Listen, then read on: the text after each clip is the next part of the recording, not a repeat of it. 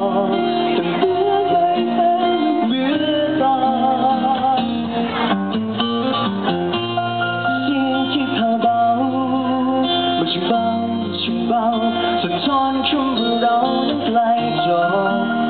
และพบกันของสองเรา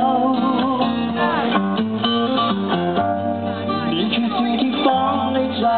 ปิดอยู่ไรก็คงไม่อยู่วันนี้มันยิ่งรับรู้อาการมันยิ่งดูยิ่งแน่ใจที่จุดที่ชอบ